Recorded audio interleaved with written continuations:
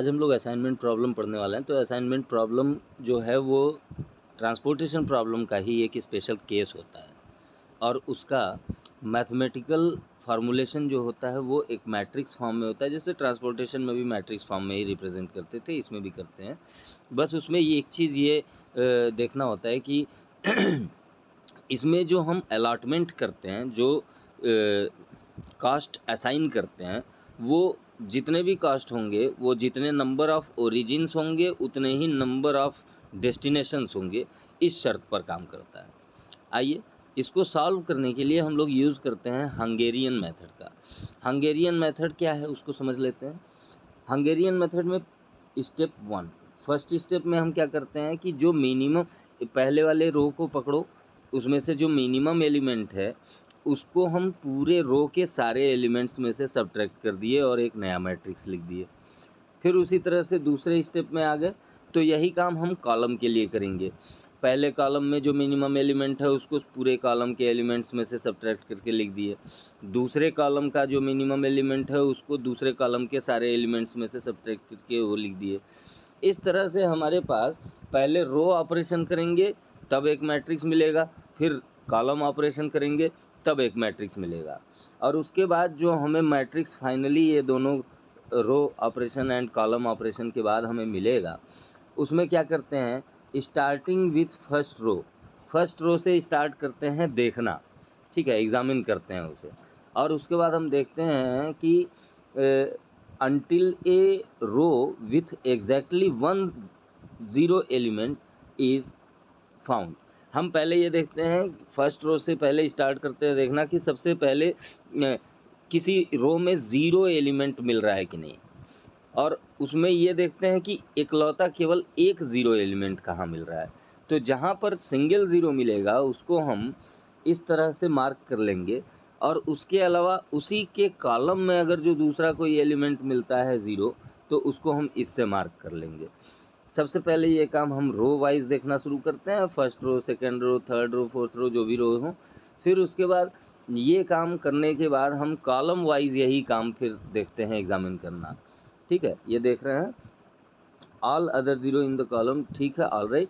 ये अगले स्टेप में after examining all rows completely proceed similarly examining the columns. जो काम आपने रो के लिए पहले किया, मतलब रो में ज़ीरो देख के और उसके ज़ीरो को आपने ऐसे मार्क किया और उसके करस्पॉन्डिंग कॉलम में कोई दूसरा ज़ीरो है तो उसको क्रॉस मार्क कर दिया, ठीक है। अभी क्वेश्चन में आपको और अच्छे से ये बातें समझ में आ जाएंगी, ठीक है। फिर उसके बाद यही ऑपरेशन करते चलते हैं कंटिन्यूअस, पहले रो वाइज फिर उसके बाद column wise, continue this process and successively until we reach to any of the two situation। ये काम हम लोग तब तक करते रहेंगे जब तक या तो सारे के सारे एलिमेंट्स हमारे सारे के सारे ज़ीरो एलिमेंट, सारे के सारे ज़ीरोज़ हमारे इस तरह से बॉक्स में मार्क ना हो जाए, या दूसरा काम the remaining unmarked zero lies at least 2 in each row and column. मतलब जो अनमार्क किए हुए ज़ीरोज़ बच गए हैं वो डेफिनेटली एक से एक पर तो होगा नहीं, डेफिनेटली उसमें 2 ज़ीरोज़ होंगे तभी वो बचा रह गया है। तो इसको हम देख लेते हैं। तो पहले वाले में अगर जो हुआ तब तो समझ लो केस ऑप्टिमम हो गया, वो सॉल्व हो गया ऑप्टिमल, ठीक है। अब वो कैसे सॉल्व होता है अभी नेक्स्ट स्लाइड में हम क्वेश्चन सॉल्व करेंगे, पता चल जाएगा। और अगर जो वैसा नहीं है, कोई ज़ीरोज़ है जो ऐसे मार्क नहीं हुआ है, बचा रह गया है, तो उसके लिए क्या करते हैं कि यहाँ देखो, in case 2 we have some zeros to be treated for which we use the trial and error method to avoid the use of highly complicated algorithm, ठीक है। तो एल्गोरिथम को हम अप्लाई करेंगे, लेकिन हाईली मतलब कोई कॉम्प्लिकेटेड अगर जो प्रॉब्लम है तो उसको ट्रायल एंड एरर से सॉल्व करते हैं। फिलहाल हम लोग आओ ये देखते हैं एक प्रॉब्लम, ठीक है। 4 jobs as to be done for different machines. The cost of producing ith job on the jth machine is given below। तो ये मैथमेटिकल फार्मूलेशन है उसका असाइनमेंट प्रॉब्लम का। तो पहले तो ये दिख रहा है आपको कि एक मैट्रिक्स के फॉर्म में कास्ट दिया हुआ है कि J1 जॉब करने में मशीन M1 को 15 कास्ट आ रही है। J1 जॉब करने में J1 जॉब करने में मशीन 2 को 13 कास्ट आ रही है। J1 जॉब करने में मशीन 3 की 14 कास्ट आ रही है। इसी तरह से machine M1, M2, M3, M4 दिया हुआ है और job J1, J2, J3, J4 ये दिया हुआ है। तो इसमें बस यही है कि ये कास्ट सबका दिया हुआ है मैट्रिक्स। अब इसी को हमें क्या करना है, असाइन करना है कौन सा जॉब कौन सी मशीन करेगा कि हमें ऑप्टिमम वैल्यू मिल जाए, ऑप्टिमम सॉल्यूशन मिल जाए। ठीक है, मिनिमम जो है उसकी कास्ट पड़े। ठीक है, ये कास्ट वैल्यू होता है सारा। अब देखिए सबसे छोटी वैल्यू क्या है, 13 है। इसको सॉल्व करते हैं। तो सबसे पहले हम सॉल्व करते हैं स्टेप बाय स्टेप। हम जानते हैं पहला वाला स्टेप क्या था कि मिनिमम वैल्यू को हम सब्ट्रैक्ट करते हैं। 13 को जब सब्ट्रैक्ट किया तो यहाँ हो गया 2। 1 मिनट। 13 को जब सब्ट्रैक्ट किया तो यहाँ पर आ गया 13 को सब्ट्रैक्ट किया, ये हो गया 2।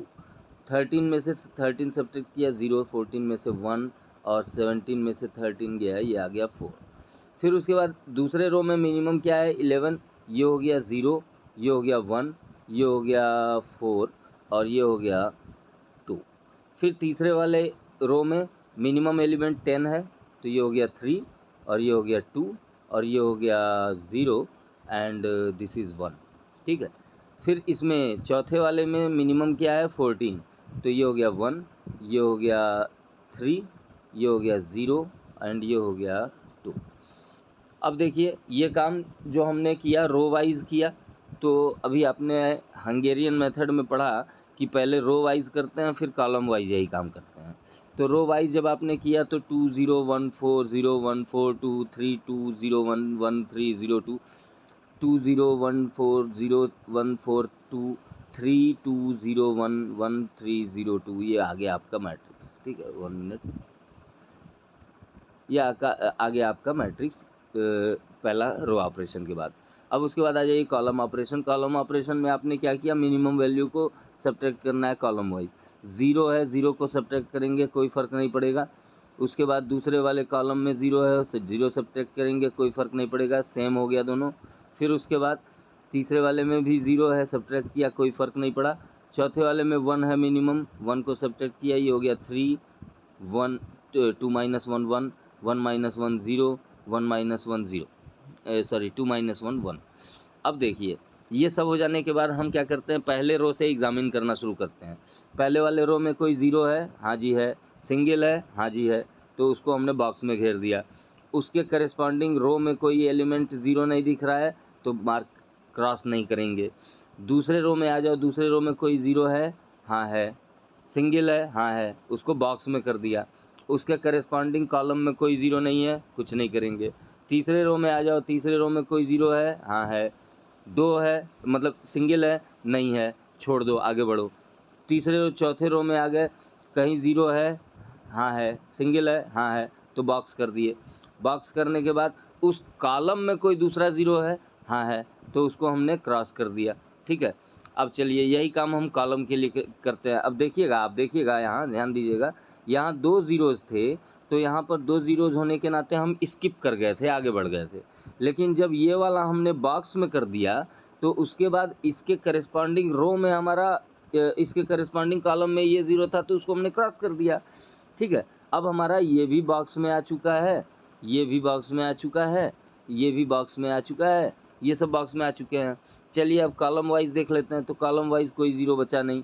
ठीक है, पहले कॉलम में, दूसरे कॉलम में कोई 0 बचा नहीं जो बॉक्स में ना हो, तीसरे में भी बॉक्स में आ गया है, चौथे में भी, सब हो गए हैं। अब उसके बाद सीधे सीधे मिल तो गया आंसर। J2 मशीन को J2 जॉब जो है M1 मशीन करेगा। ठीक है, ये देखो। फिर उसके बाद J1 जॉब मशीन M2 करेगा। J3 job machine M3 J2 M1 करेगा। ठीक है, सॉरी। J3 जॉब जो है वो मशीन M4 करेगा। J3 जॉब मशीन M4 कर लिया। फिर J4 जॉब जो है मशीन M3 कर रहा है। तो सबकी कास्ट क्या थी ज़रा सा देखिएगा। ये J1 M1, J2 M1, ठीक है, J1M1 15, देखो लिखा है 1 मिनट, J1M2 है, J1M2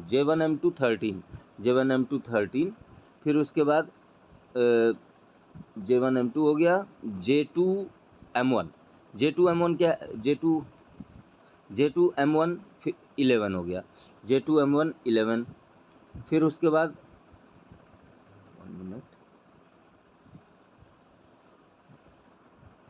J2M1 11 हो गया, फिर उसके बाद क्या है J4M3, ये है आपका 14, J4M3 14 हो गया, और फिर उसके बाद क्या है J4M3, J3M4 क्या है J3M4 11, तो ये हो गया 11। तो यही हो गया कास्ट इस प्रॉब्लम का टोटल सॉल्यूशन। ठीक है, चलिए, थैंक यू।